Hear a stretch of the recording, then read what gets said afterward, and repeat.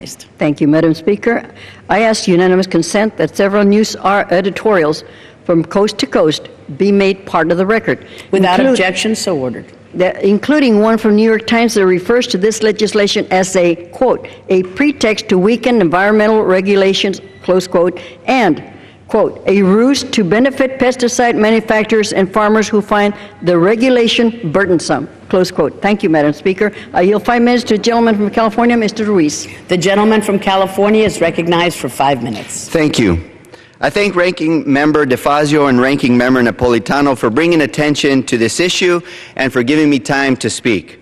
I rise today to oppose the so-called, quote, Zika Vector Control Act, otherwise known as the Pesticide Trojan Horse Bill.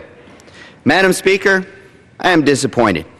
I'm disappointed that as this body fails to fully fund a meaningful effort to combat the spread of the Zika virus, the Republican majority is using the legitimate concern about Zika to advance its special interest agenda.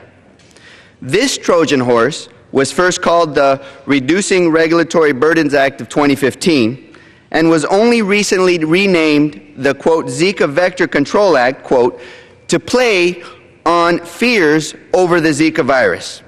The fact is, the majority has been pushing the text of this legislation for years under whatever name happens to be convenient at the time.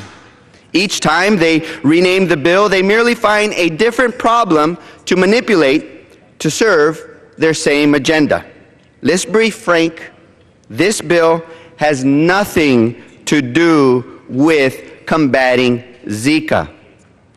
Vector control agencies already have the authority to apply pesticides in emergency situations, like combating the Zika virus epidemic, to prevent the spread of infectious diseases without the need to apply for a permit.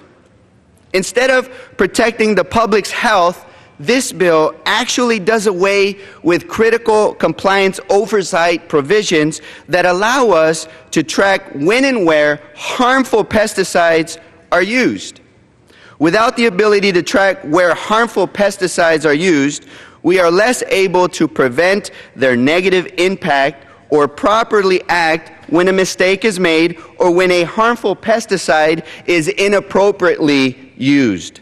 I know, because as a physician and public health expert, that pesticides can have a serious and harmful impact on human health, particularly for women and children, and for vulnerable populations who live and work where pesticides are often sprayed. Harmful pesticides can cause infertility, cancer, birth defects, and lifelong developmental delays. This bill guts the oversight compliance that give doctors like me the tools they need to track and identify the cluster of symptoms caused by harmful pesticides. Madam Speaker, the pesticide Trojan horse bill is a farce, a disguise that could only actually leave our communities, our farm workers, and our drinking water at risk of contamination from harmful pesticides. If passed, this legislation could harm the public's health.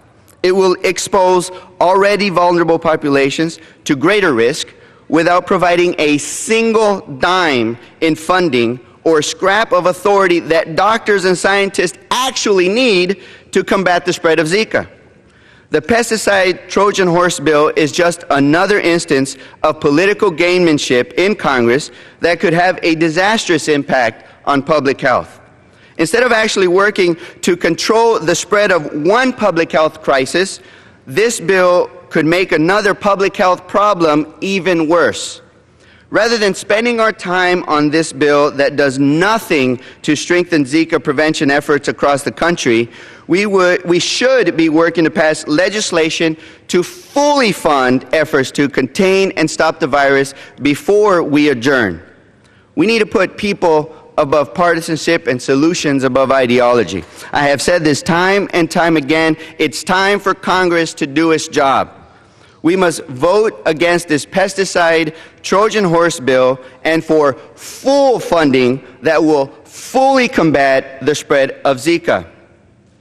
Not the partial funding bill that shortchanges American families that Republicans have recently passed in the House before it's too late.